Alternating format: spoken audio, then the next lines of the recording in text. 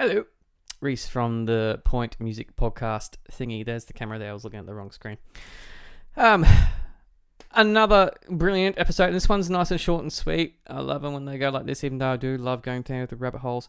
I got a very special guest is Lachlan from Valhalore. Folk metal, Viking metal, whatever you want to call it. It's absolutely epic. But they're doing a Intimate and Acoustic tour kicking off this week, which is to date this podcast. It is the 22nd of April. No, today's the 21st of April. 21st of April. So they're playing the 23rd at Woolly Mammoth, but they're coming through our way on the April the 30th at Soul Bar for a very special performance. Really enjoyed this one, particularly our little nerd out about musical theatre. So you see a little bit of nerd stuff from me as well. I hope you enjoy this one. Ladies and gentlemen, people all sorts, this is Lachlan from Valhalore. And now we're live. Just kidding. We're not live. Lachie from Valhalore. G'day.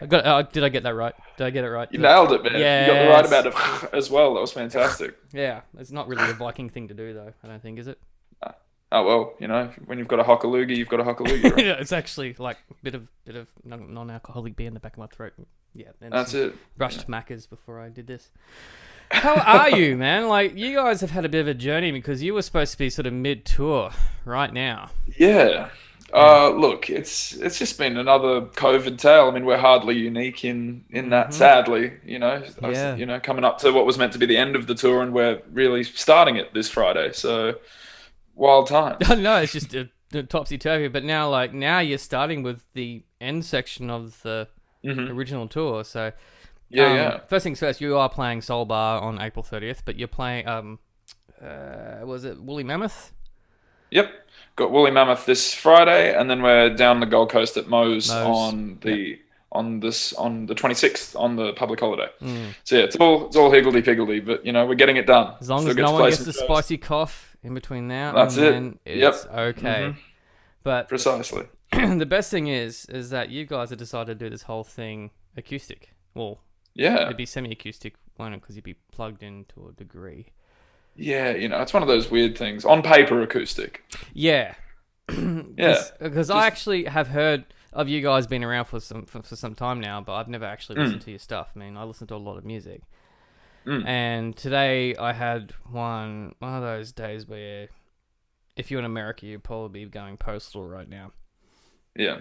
And so I was like, I'm going to have a listen to this on the way home, and it's probably not the best thing for me to listen to some of the most epic of full-on intricate metal just coming through here, and now you're stripping it back and doing this acoustic thing. So what's the decision behind that? I mean, I guess being a folk metal band, the folk aspect of what we do is we try and highlight that as much as kind of the heavy side of things, which we obviously love doing. And I guess to showcase that a bit more, we put out an acoustic EP back in 2018 before we went on tour with Camelot, which was really, really cool. And we weren't sure how that would go. It was just something to do, just to kind of, have a bit of a studio project in between shows.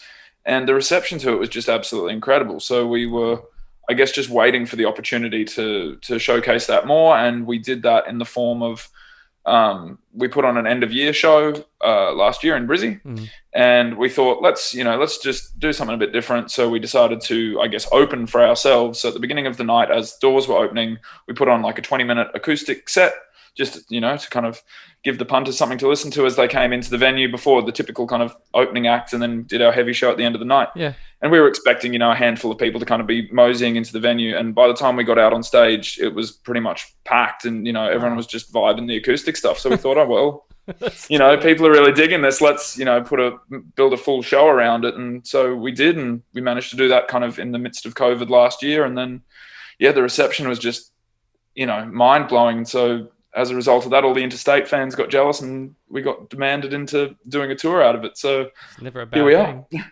Never a bad thing. We're thrilled because, again, we love the acoustic side of what we do as much as the heavy side. So we're just thrilled that everybody else loves it as much as we do. Because I actually like I do have a lot of notes here, but I skipped through a little bit, and I actually missed the bit where you did the acoustic EP. So I was wondering why you did that, because I know I listened to the track Solace, and I was going, oh, this is really cool. This is like, okay, so they must have done this track on something else, and went, this would work for everything. Yeah, I mean, we just love what we do. You know, we're a bunch of Lord of the Rings nerds, so you know, the closer we can get to the Shire or to Fangorn Forest, you know, the better. This is a good point. I mean, because you got what, you 7-piece, is that right? 6-piece, Six yeah. piece. A million piece, too many pieces. Man, I'm in a 6-piece reggae band, so I know what it's like. It's all cramped in on one stage and too many parts. That's and it. all sorts of stuff. So, Yeah. how do you go about? Because there are, as I was listening to your back catalogue, like some of the songs on there were just intense. I was in the drive-through at Macca's, and it's just gone, yeah. The best way to listen to it. Yes, right in the middle of the drive-through. Yeah. There are so many layers in there. So how do you go about breaking that down to make this acoustic versions of these songs?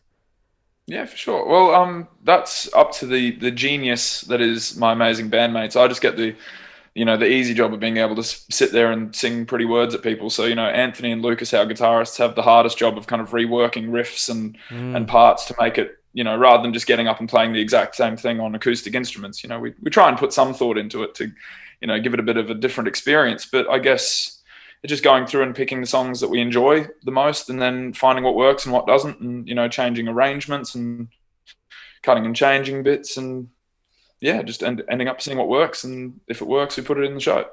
So you said you were doing this during trial and error, basically. Well, yeah, a lot of luck. Well, I can't imagine like even with you though, because you're getting some of that theatrical metal screaming thing going on. Well, not the screaming, the high bits coming up. I can't do that bass player. That was great. Yeah. Yeah. How do you go about like putting that in? Do you just decide to bring that like scale right down, because would you lose a bit of the epicness out of that, or?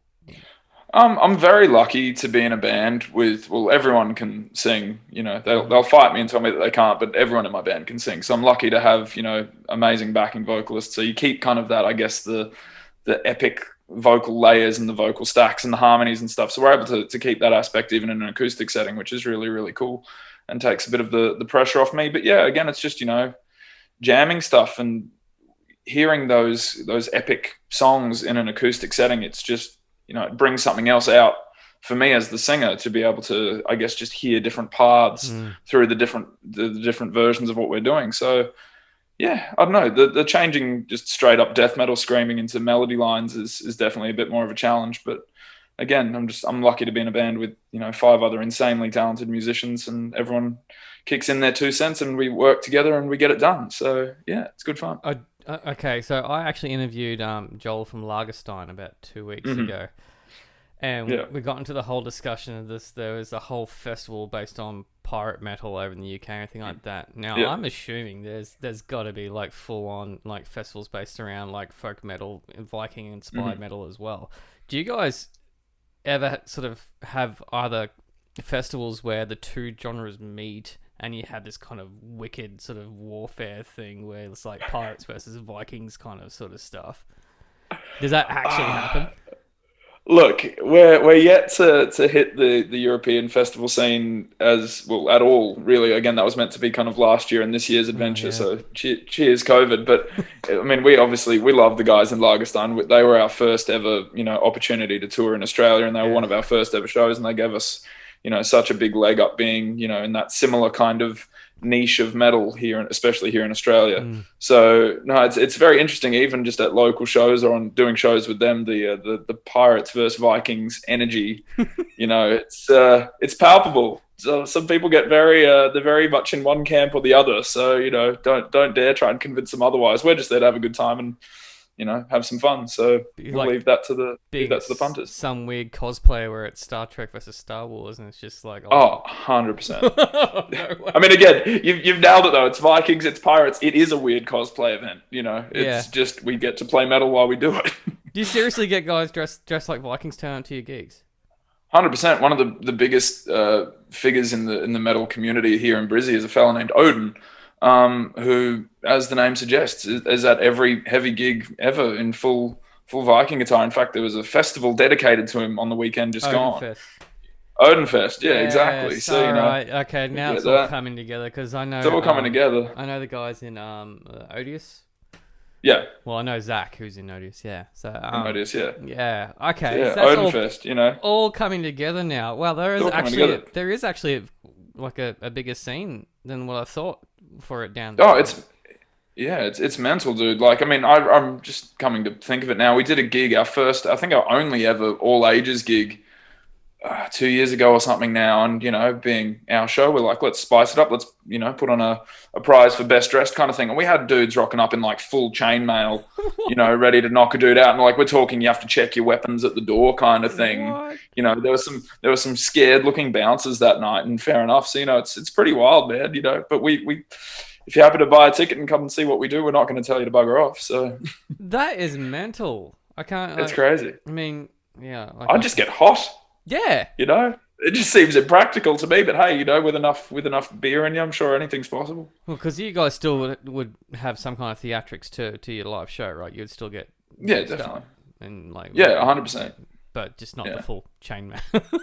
No, I couldn't. I mean, even that. I mean, to be honest, we're not scaling that back because we think we have a fairly theatrical sound, and so we want to be able to put on a show to match. But we're definitely just trying to find that middle ground between what's potentially tacky cosplay and what's something a bit more badass rock and roll. So it's a fine line, but we're getting there. I think. I hope. Tell us if we're wash not. the costumes and it has that kind of authentic smell. Exactly. Yeah. Especially on like a 2-week tour with Lagerstein, there's no time for washing. Oh wow! It just smell like rum and beer and pirates. And pirates and Vikings. Yeah.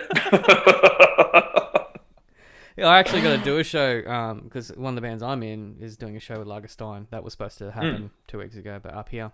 So Yeah. very, very keen to see them in action because I've known of them for some time, but I've never actually had a chance to see them. So, yeah. All right. Is that the banana bender? Yeah. That looks wicked, man. Like, I'm hoping to be able to make it along. It looks like a fun show. Yeah, I mean, I was looking forward to it 2 weeks ago when it was supposed to. Well, three weeks ago now. It was supposed to be 3 weeks ago, yeah. Yeah, because it basically was supposed to happen, and then 2 days before, that was when everything just went pear shaped. Yeah, mental. Yeah, everything just kind of got shut down because of 3-day lockdown, and I'm glad everyone's being responsible and we're dealing with this bloody epidemic. But it'd be nice to be able to make a plan and stick to it. Yeah, I mean that's why it's so difficult. I mean, I can't imagine the amount of shuffling because your dates are pretty extensive. They stretch over like 2 months, don't they? And they go into July. For this one, yeah. So we were able to keep, I guess, the Queensland leg of what was originally slated for the end of it. For the run for the end of it. Yeah. Moving Gold Coast show. So it's all a bit more condensed, I guess. And then, we've just got to wait till June, July to be able to do the interstate stuff, which is, still amazing. And the fact that we're able to pull that together in 2 days after having to pull the pin on the initial run, we're so thankful to everyone involved in making that happen. So we just hope that nothing bad happens between now and then, touch wood. I don't think so, man.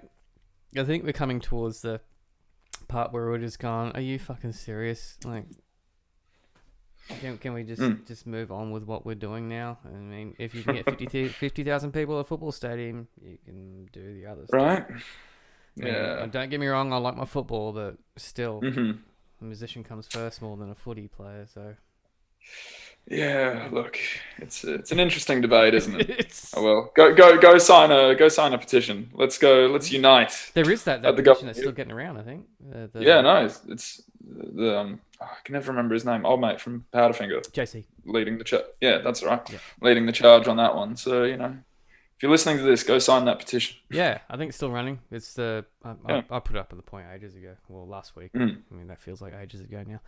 Have you guys played the Triffid?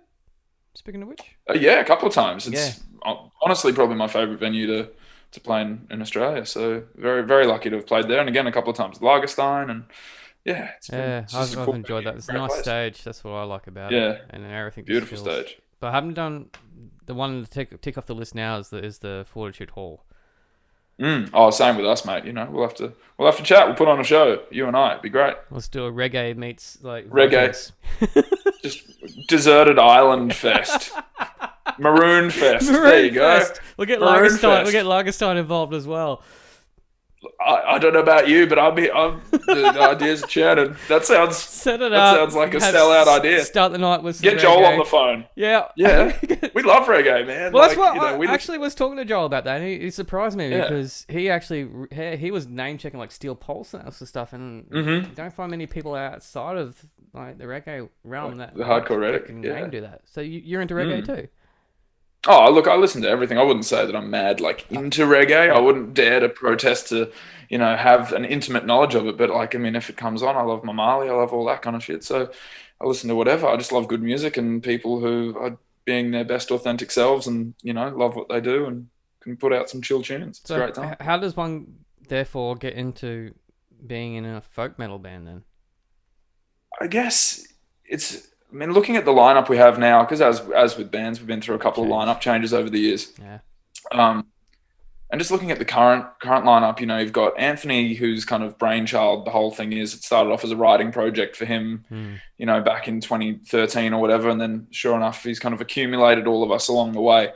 But, he's probably the only one from a straight up kind of metal background. The rest of us are either classical musicians or jazz musicians or prog musos or funk musicians, like, wow. And we all just share a love of, nerdy stuff and storytelling and a bit of escapism and being able to flail our hair around and have a good time and drink beers with your mates. That's what being in a band's all about. And we've just been lucky that people have vibed with it as much as we've enjoyed doing it, and we're able to keep doing it as a result. So yeah, so what is your cool? And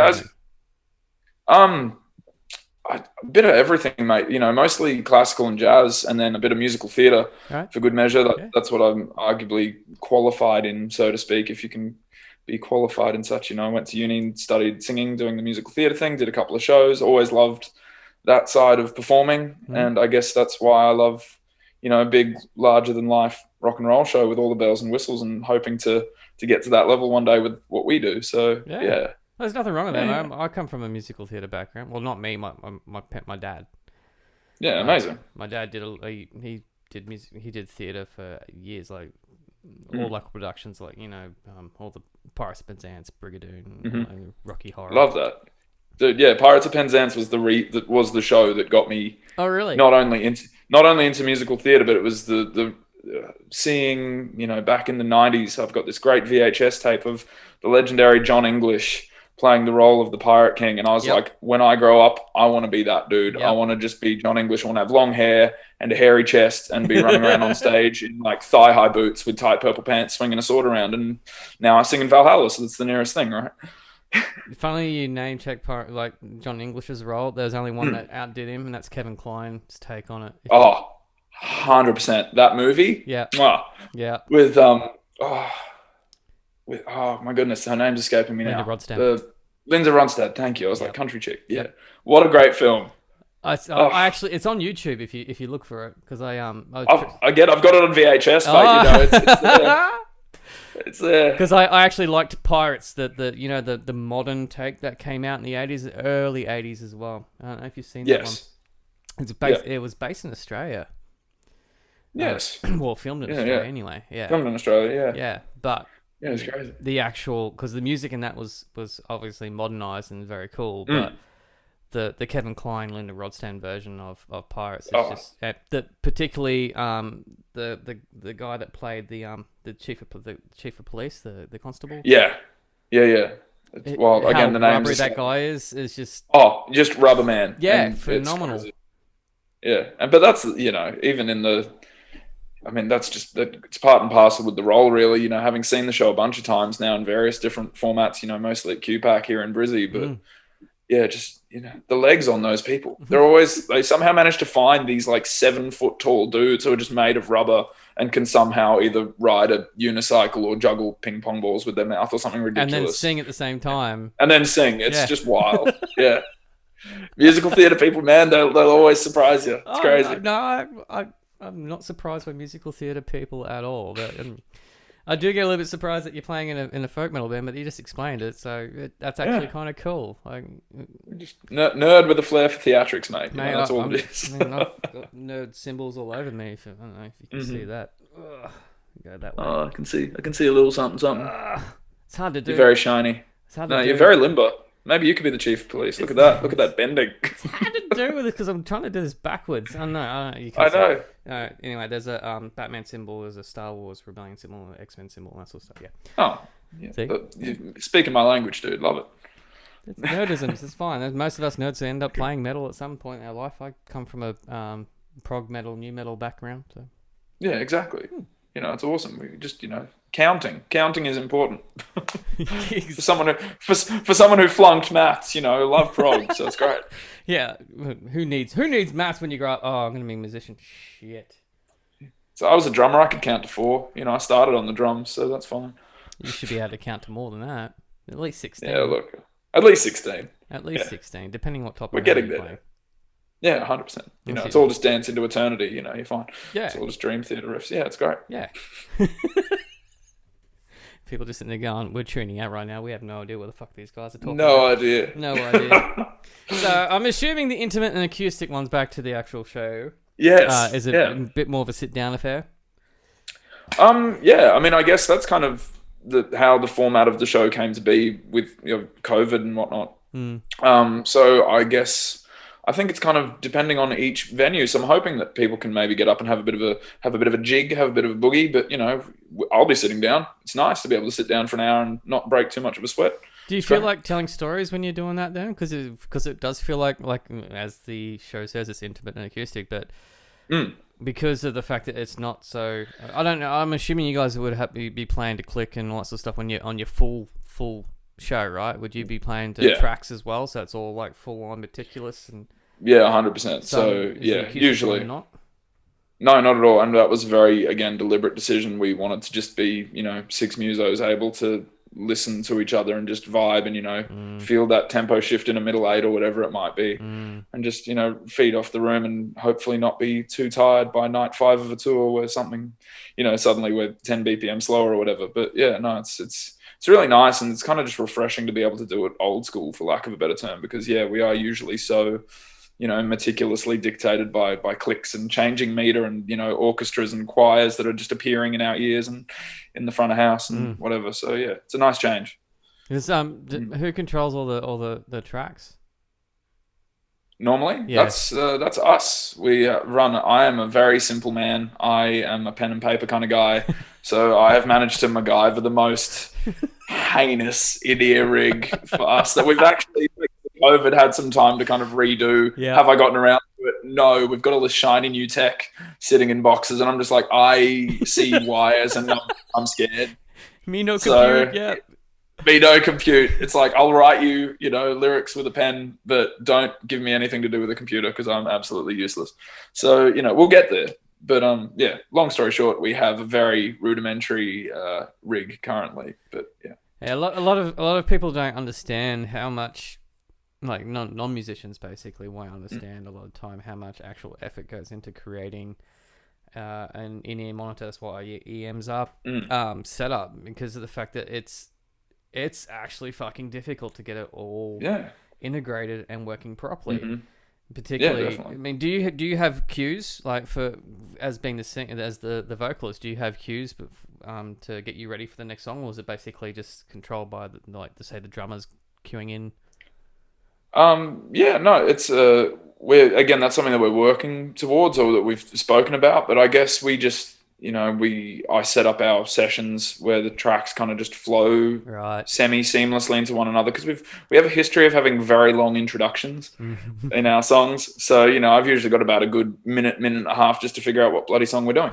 So, and talk some shit while we're at it. Yeah. So yeah, no, it's usually a pretty just, let the tracks run and rehearse the show and make sure I've got a set list in front of me so I know what's coming up. But yeah, I can't, because again with the reggae band, we're supposed to be organising that as well.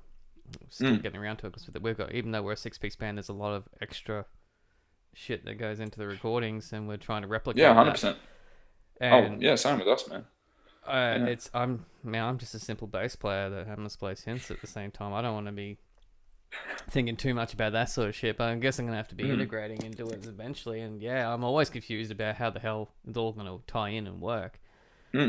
Yeah, well, there's not a lot of help out there, really. I've learned as much as I can from YouTube and from asking the mates who do sound and whatnot, but Yep. still not a lot to go off. When you're a total Neanderthal like me, so well, we'll get there. We'll figure it out. I'll just hit things until they work. It's fine. So how many songs are you doing in these sets now? Because you've got quite a few releases there, so you basically cherry pick the ones that would work the best, like Yeah, acoustically. Yeah. yeah, and we've thrown in a couple of covers. We were actually premiering a brand new song off the record that we just finished recording a few weeks I was ago going to now. ask you So about that, but yep. yeah, Continue. yeah. Well, Mm-hmm. no, so yeah, so I think we've got about 11 or 12 songs, so it's a pretty big show. But I Mm. mean, it feels nice. And again, the arrangements are all different. So if you think you know the songs, you probably don't. Come and check them out. Wicked. So Yeah.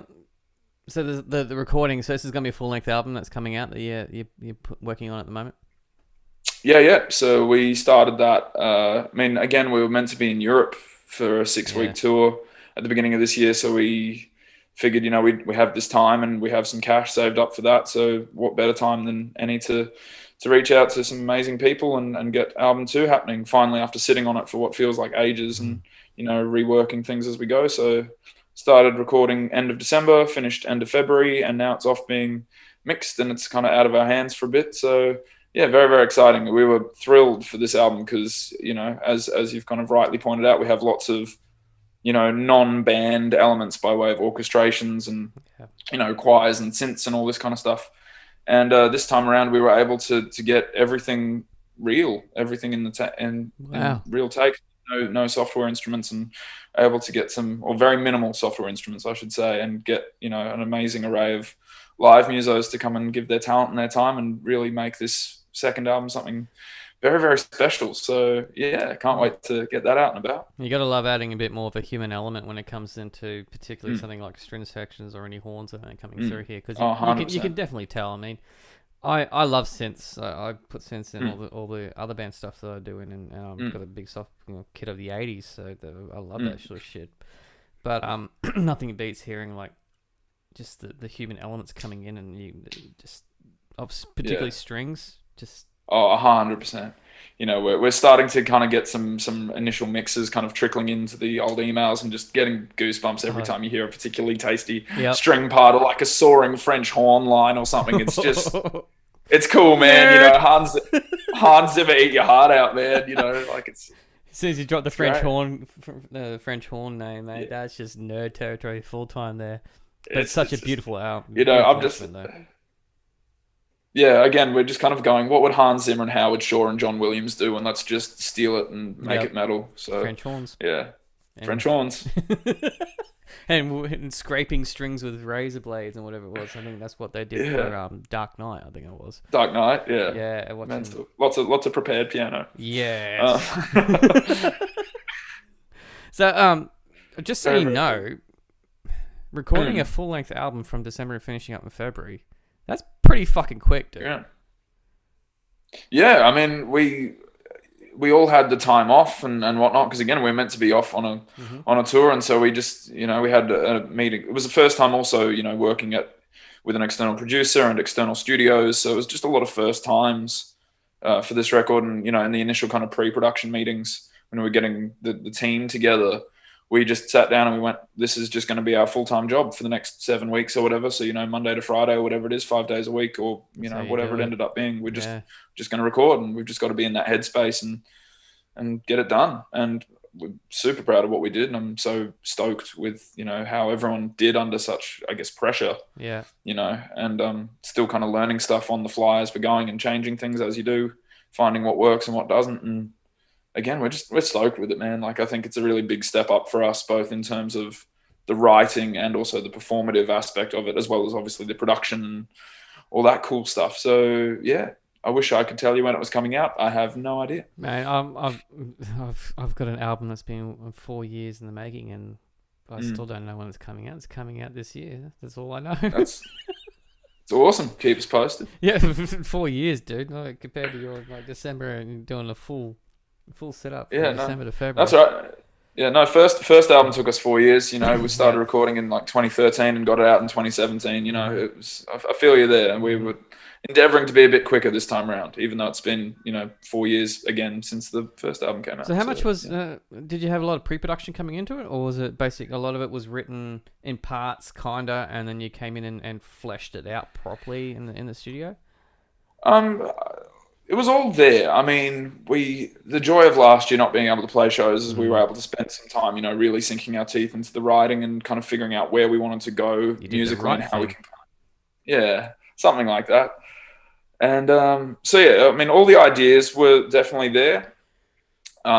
Whether we were necessarily rehearsed enough or whatnot, or as rehearsed as we should have been going into it, that remains to be seen. But again, everyone kind of, it's good to light a fire under yourself. I think it was 3 weeks from the initial meeting with the producer, who we just kind of reached out to out of the blue. Unfortunately, he'd heard of us and liked what we do enough to jump on board and produce this album. And then, 3 weeks later, it was drum tracking. So it was just crazy turnaround. So it was a lot of, all right, shit, we've had these tabs for a year. Let's actually look at them and, get them good. So yeah, it was good pressure. Oh, it's always a good feeling though. Once it's done and you've basically signed off on those things. And that's when you're saying before, when you're getting those mixes trickle in. I mean, I'm still getting some mixes trickle in for one of the other bands. I know that the album's coming through, and I'm sitting there just going, oh.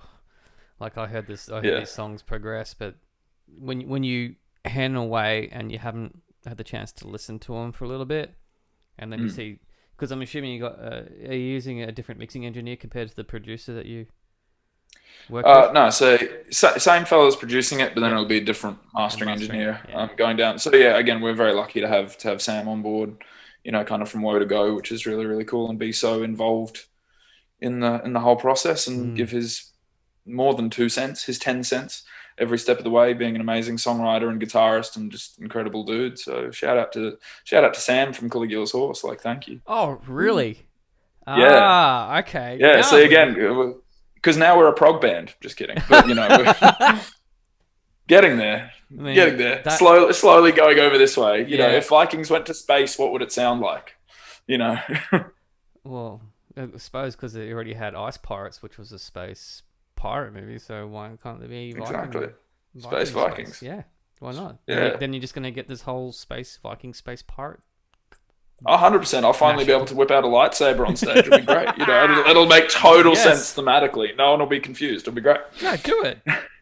Yeah. Why not? Again, album 2, Valhalore presents Space Viking. Prepare yourselves. It's a journey. That's awesome. Lachlan, I'll wrap this up now, man. We hit the half-hour mark, so that's cool.